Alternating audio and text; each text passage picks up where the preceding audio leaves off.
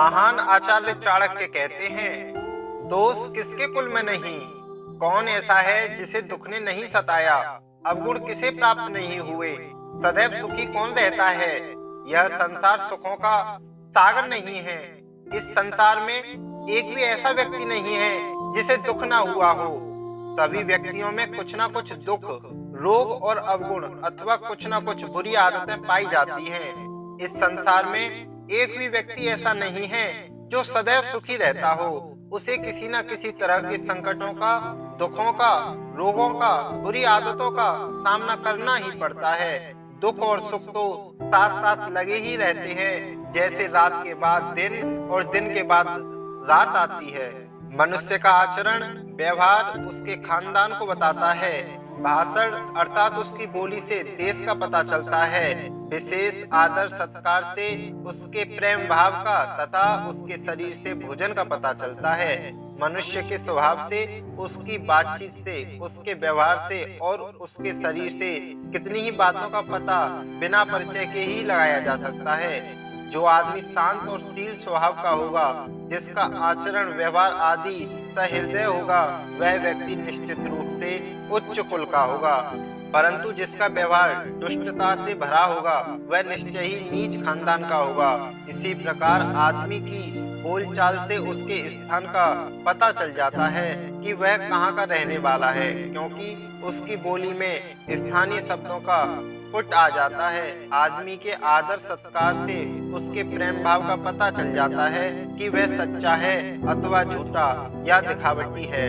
इसी तरह आदमी के स्वस्थ और दुबले पतले शरीर को देखकर ही अंदाजा लगाया जा सकता है कि यह आदमी कैसी खुराक खाता होगा। ये सभी सामान्य बातें हैं। कभी कभी अति मृदु व्यवहार करने वाला व्यक्ति अत्यंत दुष्ट व चालाक निकलता है और अत्यधिक दुबला पतला व्यक्ति बहुत ज्यादा खाना खाता है। अपवाद सभी जगह मिल जाते हैं। कन्या का विवाह अच्छे कुल में करना चाहिए, पुत्र को विद्या के साथ जोड़ना चाहिए, दुश्मन को विपत्ति में डालना चाहिए और मित्र को अच्छे कार्यों में लगाना चाहिए। आचार्य चाणक्य का कथन है कि समझदार व्यक्ति अपनी पुत्री का विवाह वर पक्ष के खानदान को अच्छी तरह परख कर ही करता है।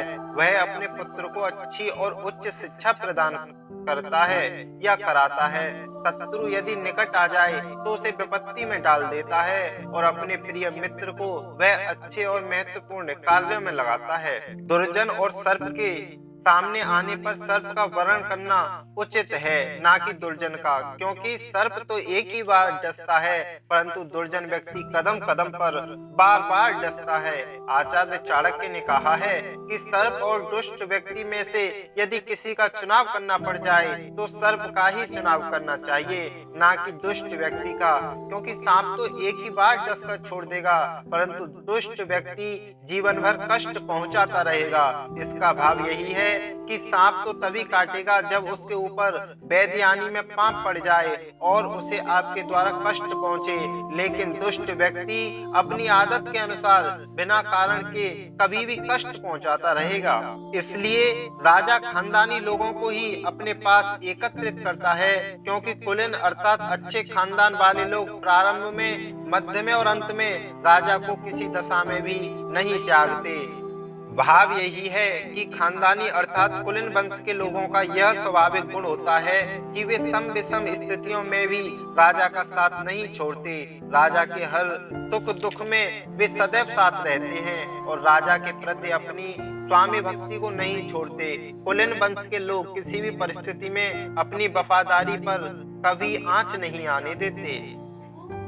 प्रलय काल में सागर भी अपनी मर्यादा को नष्ट कर डालते हैं, परंतु साधु लोग प्रलय काल के आने पर भी अपनी मर्यादा को नष्ट नहीं होने देते। समुद्र की मर्यादा प्रसिद्ध है कि उसमें कितना ही जल गिरता जाए पर वह अपनी मर्यादा नहीं छोड़ता, लेकिन प्रलय काल में सागर की मर्यादा भी छिन्न भिन्न होकर बिखर जाती है, मगर साधु पुरुष अपने कर्तव्य पथ से कभी नहीं हटते। अतः सागर की विशालता साधु पुरुष के हृदय की विशालता के सामने तुच्छ है। बड़ी बड़ी भयानक लहरें धरती को लील जाती हैं, परंतु साधु पुरुष कठिन से कठिन परिस्थितियों में भी अपनी मर्यादा को नहीं छोड़ते। इसलिए साधु पुरुष को सागर से भी गंभीर और मर्यादित माना गया है। मूर्ख व्यक्ति से बचना चाहिए। वह प्रत्यक्ष में दो पैरों वाला पशु है। जिस प्रकार बिना आंख वाले अर्थात अंधे व्यक्ति को कांटे भेदते हैं, उसी प्रकार मूर्ख व्यक्ति अपने कटु व अज्ञान से भरे वचनों से भेदता रहता है। मूर्ख व्यक्ति का कभी साथ नहीं करना चाहिए। वह बिना सींग वाला दो पैरों से चलने वाला पशु है, अर्थात मूर्ख और बुद्धिहीन है। जिस प्रकार दिखाई न देने पर कांटे अंधे व्यक्ति के शरीर में चुभकर पीड़ा पहुंचाते हैं, उसी प्रकार अज्ञानता से भरे मूर्ख व्यक्ति के वचनों को सुनकर मार्मिक पीड़ा होती है। ऐसे व्यक्ति को छोड़ना ही उत्तम है। रूप और यौवन से संपन्न तथा उच्च कुल में जन्म लेने वाला व्यक्ति भी यदि विद्या से रहित है, तो वह बिना सुगंध के फूल की भांति शोभा नहीं पाता। भाव यही है कि आदमी की शोभा उसके सुंदर रूप, यौवन और उच्च कुल में जन्म लेने से नहीं है, उसकी शोभा उसकी विद्वता से है, उसके ज्ञान से है। यदि वह मूर्ख है, अज्ञानी है और किसी श्रेष्ठ कुल में उसका जन्म हुआ है, तब भी उसकी कोई मान्यता समाज में नहीं होती। आचार्य चाणक्य का कहना यही है कि आदमी के वंश की, उसके रूप यौवन की, उसकी शक्ति संपदा की तभी शोभा होती है जब वह व्यक्ति विद्वान होता है, अन्यथा तो गंध रहित पुष्प की भांति उसकी शोभा और सम्मान बनावटी होता है। कोयल की शोभा उसके स्वर में, स्त्री की शोभा उसका पतिव्रत धर्म है, कुरूप व्यक्ति की शोभा उसकी विद्वानता में है और तपस्वियों की शोभा क्षमा में है। कोयल की सुरीली तान स्वर ही उसकी शोभा अर्थात उसका सौंदर्य है। पतिव्रत धर्म ही स्त्री का सौंदर्य है, अर्थात जो स्त्री अपने पति के प्रति पूरी तरह समर्पित है, जो भूलकर भी पर पुरुष का ध्यान अपने मन में नहीं लाती, वह स्त्री रूप और गुणों में सर्वोत्तम है। व्यक्ति यदि क्रूप है पर विद्वान है, तो उसकी वह विद्वता ही उसका सौंदर्य है। जैसे महाज्ञानी अष्टावक्र शरीर से क्रूप होते हुए भी महाज्ञानी कहलाए और राजा जनक की सभा में सबसे अधिक सम्मानित हुए, इसी प्रकार जो तपस्वी सहृदय है, संवेदनशील है, क्षमा करना जानता है, वह अपनी इस सदास्यता के कारण ही शोभित होता है।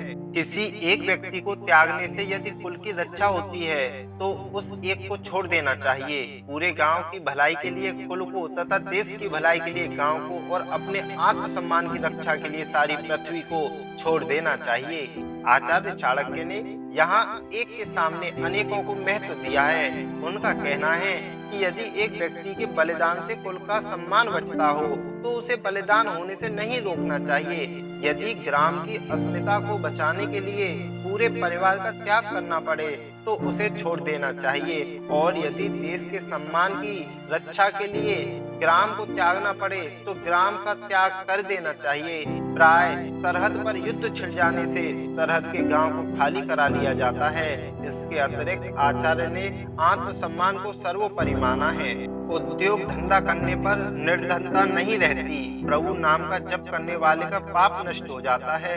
चुप रहने अर्थात सहनशीलता रखने पर लड़ाई झगड़ा नहीं होता और जो जागता रहता है अर्थात सदैव सजग रहता है, उसे कभी भय नहीं सताता।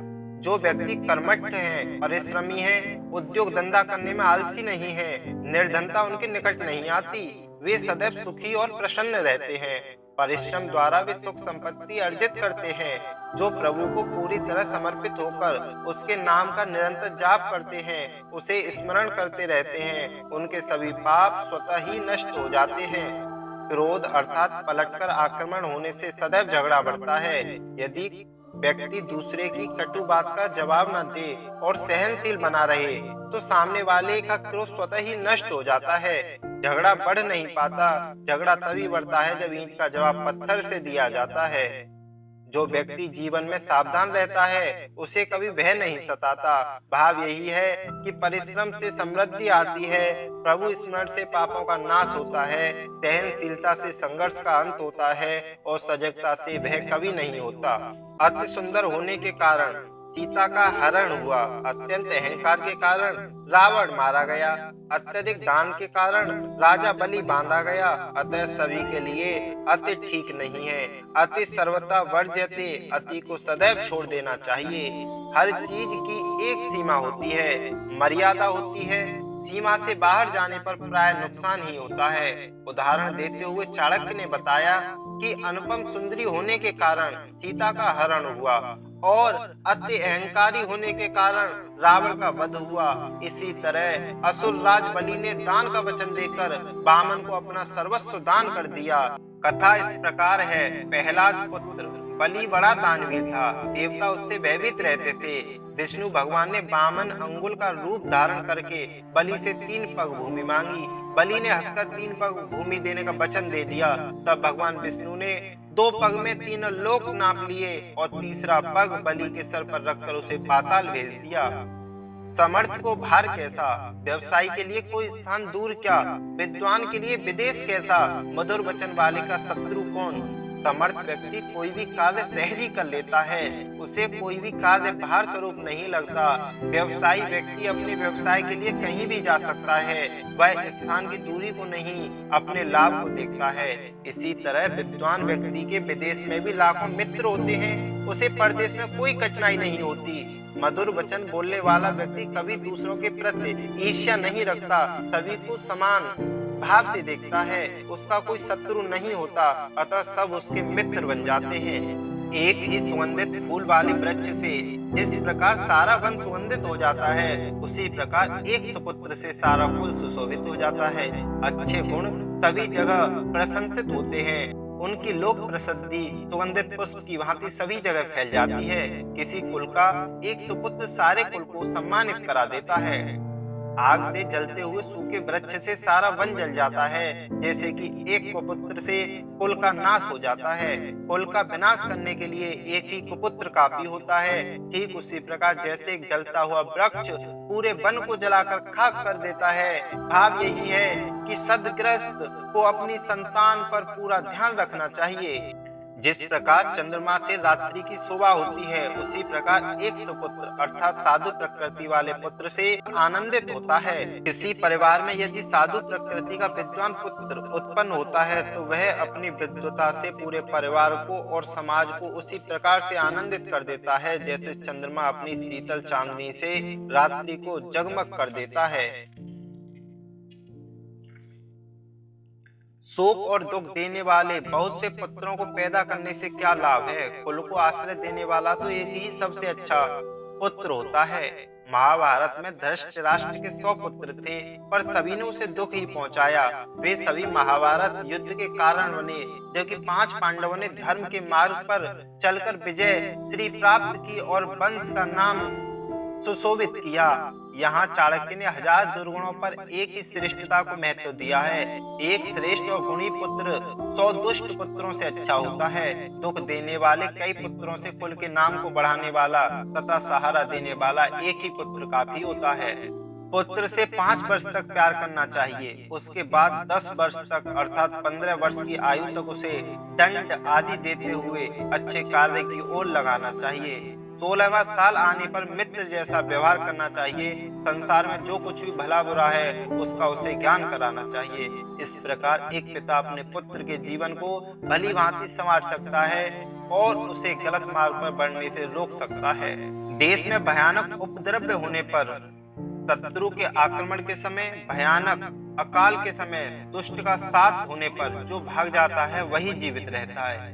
देवीय उत्पात के समय, शत्रु के आक्रमण के समय, अकाल पड़ने पर और दुष्ट का साथ होने पर व्यक्ति को अपना बचाव करना चाहिए, तभी प्राण रक्षा संभव है। जिसके पास धर्म, अर्थ, काम और मोक्ष इनमें से एक भी नहीं है, उसके लिए जन्म लेने का फल केवल मृत्यु ही होता है। आचार्य चाणक्य ने यहाँ धर्म, अर्थ, काम, मोक्ष की महत्वता पर प्रकाश डाला है। धर्म से सद्कर्मों की प्रेरणा प्राप्त होती है, अर्थ से जीवन समृद्ध होता है, काम जीवन की शाश्वत अनिवार्यता है और मोक्ष के द्वारा मनुष्य जीवन मृत्यु के आवागमन से मुक्त हो जाता है। ये सब मनुष्य जीवन में ही संभव है। मानव जीवन अत्यंत दुर्लभ है, इसलिए ऋषि मुनियों ने जीवन के इन 4 श्रेष्ठ तत्वों का विवेचन किया है। जहाँ मूर्खों का सम्मान नहीं होता, जहाँ अन्न भंडार सुरक्षित रहता है, जहाँ पति पत्नी में कभी झगड़ा नहीं होता, वहाँ लक्ष्मी बिना बुलाए ही निवास करती है। भाव यह है कि जिस देश में मूर्खों की जगह विद्वानों का सम्मान होता है, जहाँ समुचित अन्न भंडार रहता है, जहाँ परिवार और घर गृहस्थी में प्यार बना रहता है, वहाँ सुख समृद्धि बराबर बनी रहती है।